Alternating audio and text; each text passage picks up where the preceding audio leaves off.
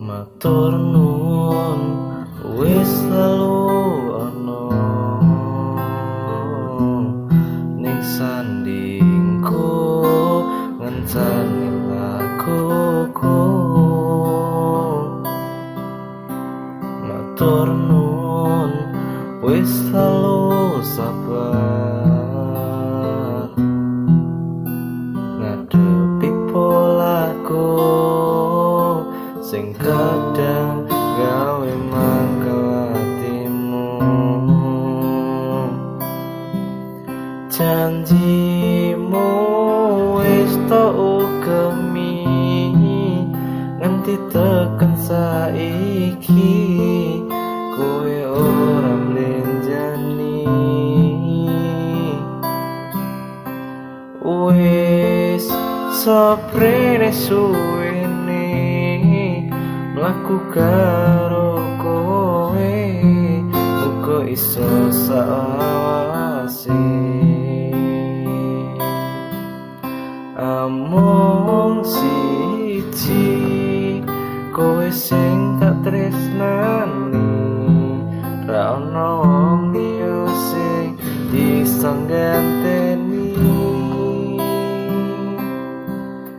Yo mung kowe sing ana ning jero ati, ra bakal terganti siji sampai mati.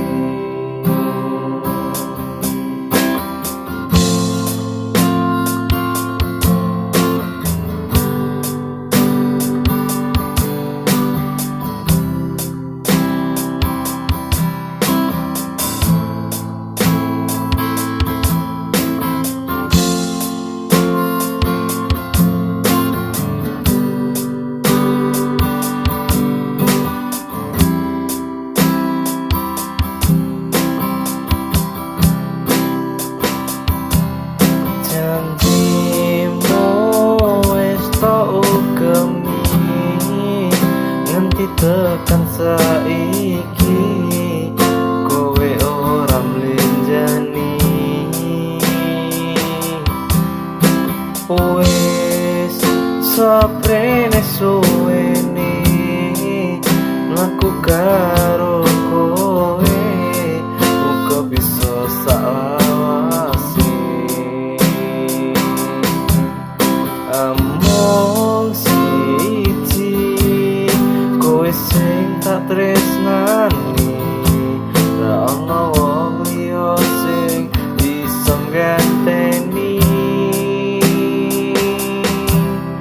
Yo mung kowe sing ono ning jero ati, ra bakal terganti siji sampai mati. Amung tresnani, ra ono wong liya sing iso ngganteni.